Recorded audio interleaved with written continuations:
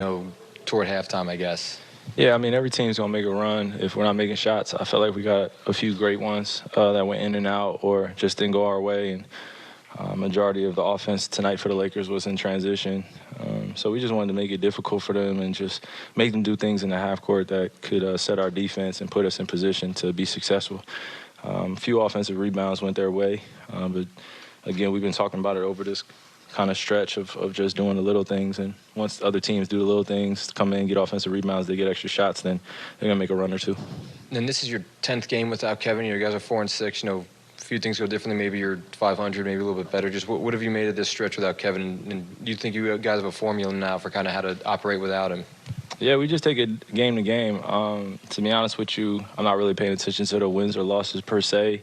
The objective is still the same every day we prepare as us to win basketball games. But, when we look back at the lessons that we've learned, whether we were successful in winning or we failed that night by possessions, we just got to do the little things that make us look very, very good offensively and defensively. When we're out of position or we're not aggressive enough, then the game could go either way. So definitely those 6 losses I look at and I'm like, they could have gone either way if we would have done the little things. But that's a choice. So hopefully going forward, we can put our best foot in front of ourselves and just give ourselves a chance to win every single night. KYRIE, Cam had 21, Patty had 21, Day'Ron had 14 rebounds. Just what can you say about the work that the second unit puts in behind the scenes that would allow them to play the way they played tonight? Yeah, no, I just think our group in itself, we've gotten past kind of the phase of being uncomfortable with our roles and just asking a bunch of questions night to night, what it's going to look like.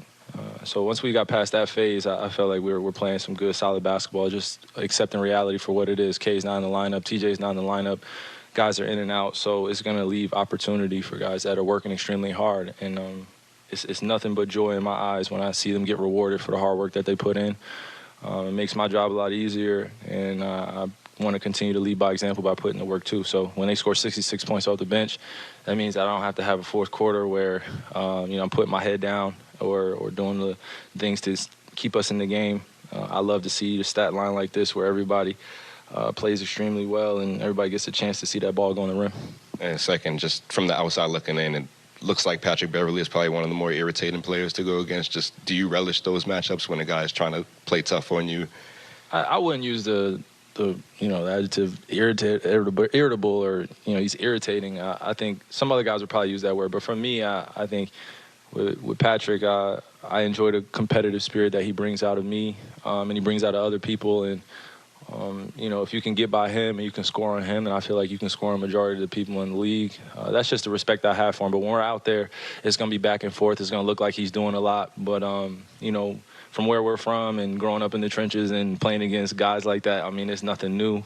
I welcome the challenge, but I just kept telling him, the objective of the game is to win. So me going back and forth with you right now and trying to score over you every single time, that's not really where my energy is. I'm just trying to win the game, Pat. And, a few times I missed shots, and he was like, that's off. I told you he's going to miss. And I was just looking at him like, the objective is to win, Patrick. I'm not really going to get into this, but it makes the game a lot more fun, I believe. There has been obviously a little bit of heavier load on you these last 10 games. When there is a night like tonight, when you see that, can you tell right away when Cam or Patty has it going, or both of them, that, okay, I don't have to do as much as I did 2 nights ago or 4 nights ago, whatever, or is it, how does it work like that? Just staying in the flow of the game. Basketball is a game of possessions. It's 48 minutes that's ticking down. So when you got guys that can have 2-minute spurts where they score 6 to 10 points or 4 points, or they give you a 3-pointer out of a timeout, or they get you a charge or defensive stop, it matters for the overall landscape of the game. So I care a lot when those guys are playing well. I care a lot regardless, but when they're playing extremely well, I just want to feed them confidence. And game to game, I'm just telling them, be aggressive, find your rhythm, and just read me. I'm able to get you open shots if Patrick Beverley's playing me like this. So we talk about it, communicate, and then come out with a win on the other side, just playing the right way. It's been a little bit of a running joke on social media that Cam never smiles. It looks like he cracked one to you at one point. Can you just talk about what you've seen from him personality-wise and as a player, just behind the scenes? Well, first he said that question came off the cuff, like Scoot. excuse my language, NBA, but it's I'm not trying to get fined, man. When he said that, I think that's a small doses of what you guys see that Cam actually says and is like.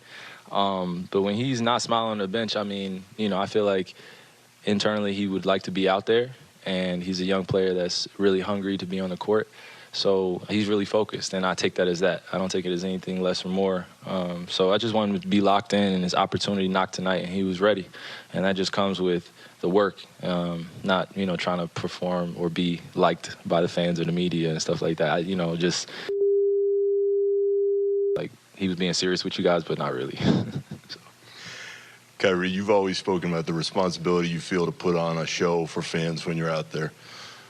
As one of the stars of the game, in the context of LeBron and AD sitting on the first night of a back-to-back, is there anything you feel like the league can do schedule-wise to allow the stars like you, who people come out to watch, to be out there more than what they are right now?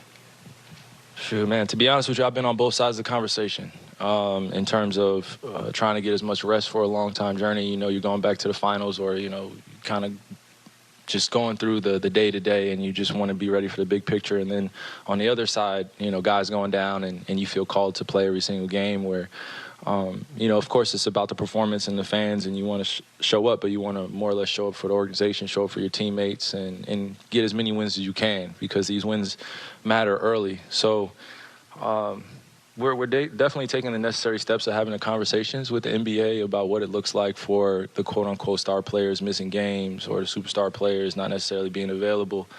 It's a long season, man. It's a grinded-out season, 82 games.